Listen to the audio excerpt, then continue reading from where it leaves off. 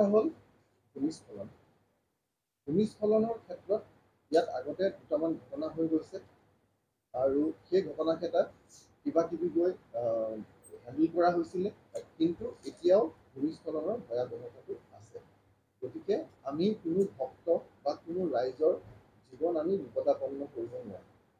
সেইকাৰণে আমি এইবাৰ আমি সকলোৱে লগ লাগি এইটো আমাৰ সিদ্ধান্ত যে আমি নীলাচল পাহাৰলৈ জনসমাগমৰ ক্ষেত্ৰত আমি কিছু নিয়ন্ত্ৰণ আনিম। পুৱা 5 বজাৰ পৰা সন্ধিয়া 6 বজালৈহে আমি ভক্তসকলক নীলাচল পৰ্বতত উঠিবলৈ দিম। পুৱা 5 বজাৰ পৰা মানে 22 তাৰিখৰ পৰা পুৱা 5 বজাৰ পৰা সন্ধিয়া 6 বজালৈ এই সময়খিনিৰ ভিতৰতহে ভক্তসকল নীলাচল পৰ্বতত উঠিব পাৰিব।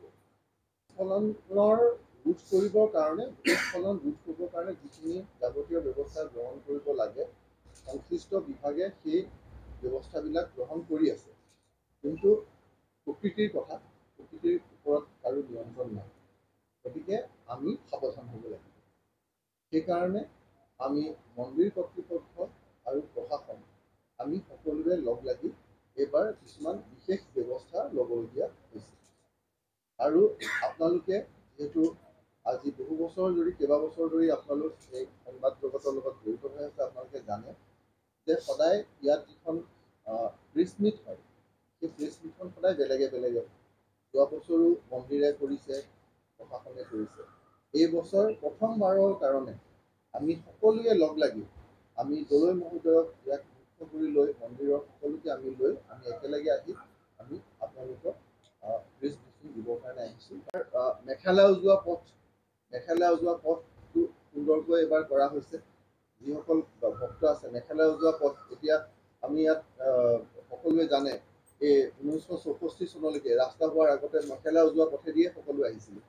গতিকে মেঘালয় যোৱা পথ যিটো আমাৰ পৰম্পৰাগত যিটো পথ, তেওঁলোক দলৈ বা এখেতসকলেও কৈ আছে যে মেঘালয় যোৱা পথেৰে আহিলে যিটো তাত যিটো সন্তুষ্টি পোৱা যায়, সেই সন্তুষ্টি, সেই মনত যিটো শান্তি পোৱা যায়, গতিকে যিসকল ভক্ত আছে তেওঁলোকে মেঘালয় যোৱা পথ ব্যৱহাৰ কৰিব পাৰে।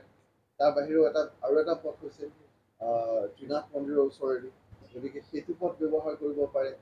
আমি ভক্তসকল যেতিয়া য'ত গাড়ীৰ পৰা নামি, এতিয়া আপোনালোক য'ত গাড়ীৰ পৰা নামিছে, নামি পেলাই আপোনালোকে যে ওপৰলৈ উঠি আহে, য'ৰ পৰা আপোনাৰ এইখিনি টাইলখিনি লগোৱা আছে, চিৰি আৰম্ভ হয়, সেইখিনিৰ পৰা প্ৰৱেশ আৰু ইপাৰৰ পৰা আকৌ ওলাই যাবৰ কাৰণে আমি এবাৰ দুটা ব্যৱস্থা কৰিছোঁ। গতিকে গোটেই কামখিনি যাতে খুব সুকলমে হয়, খুব স্মুথলি হয়, তাৰ কাৰণে আমি ব্যৱস্থা কৰিছোঁ। কিন্তু ইয়াত আচলতে আমাক গোটেই সহায়খিনি লাগিব ৰাইজৰ পৰা। এই ৰাইজৰ পৰা এইখিনিয়ে সহায় লাগিব যে আমি যাতে কোনেও যাতে কোনো VIP ট্ৰিটমেণ্ট আশা নকৰোঁ, কাৰণ সেই ব্যৱস্থাটো ৰখাই হোৱা নাই। আমি যদি নীলাচল পৰ্বতলৈ অম্বুবাচী মহাযুগৰ সময়ত আহিব খোজোঁ, আমি যাতে পুৱা 5 বজাৰ পিছত আৰু সন্ধিয়া 6 বজাৰ আগত আহোঁ, আৰু খোজকাঢ়ি যাতে আমি পাহাৰৰ ওপৰলৈ উঠি কামাখ্যা পাহাৰলৈ আৰু খোজকাঢ়ি যাতে নামি যাওঁ, এই গোটেই নিয়মানুৱৰ্তিতাখিনি বজাই ৰাখোঁ। VVIP দৰ্শনীৰ ব্যৱস্থা নাথাকে। ইয়াত সাধাৰণ ভক্তই যেনেদৰে আহি দৰ্শন কৰে তেনেদৰেহে দৰ্শন কৰিব লাগিব। গতিকে সেই দুদিনৰ ক্ষেত্ৰত কোনো ধৰণৰ VVIP দৰ্শনে নাথাকিব। আৰু আপোনালোকে জানে আমাৰ মাননীয় মুখ্যমন্ত্ৰী মহোদয় তেখেতেও নাহে, আমিও তেখেতক অনুৰোধ কৰিম সেই দুদিনত তেখেতে যাতে আমি এই কথাটো তেখেতক আমি অনুৰোধ কৰিম আৰু তেখেত নিজেও ইয়ালৈ নাহে। গতিকে আমাৰ প্ৰথম দুদিনত যাতে আমাৰ যিসকল সাধাৰণ ভক্ত আছে তেওঁলোকৰ যাতে কোনো ধৰণৰ অসুবিধা নহয়, আমি তাৰ কাৰণেও ব্যৱস্থা আমি লৈছোঁ।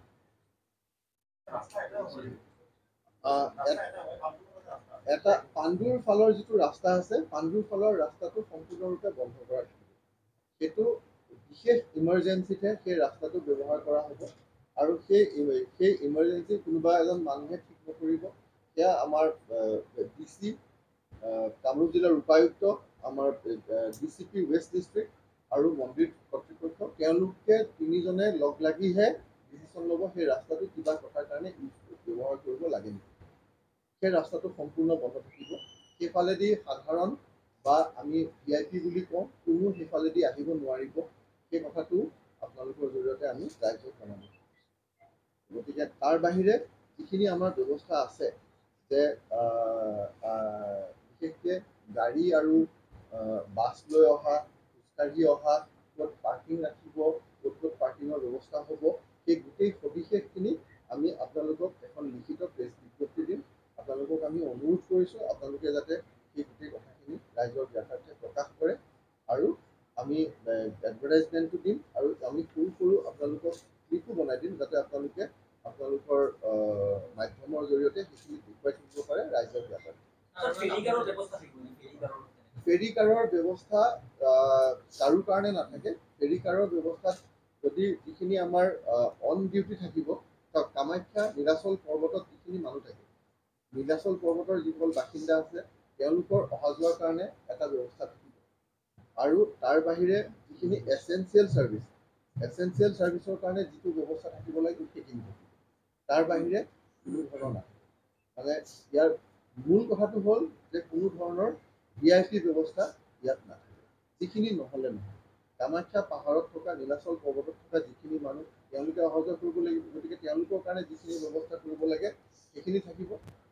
আৰু তাৰ বাহিৰে এচেঞ্চিয়েল ছাৰ্ভিচৰ কাৰণে যিখিনি ব্যৱস্থা থাকিব লাগে, GMC গাড়ী আহিবই লাগিব। GMC গাড়ী নাহিলে কেনেকৈ চাফা হ'ব? ডক্টৰ আহিবই লাগিব, পানী যোগান হৈছে নাই চাবই লাগিব। গতিকে এচেঞ্চিয়েল ছাৰ্ভিচ যিখিনি আছে, এচেঞ্চিয়েল ছাৰ্ভিচৰ বাহিৰে বাকী কোনো ধৰণৰ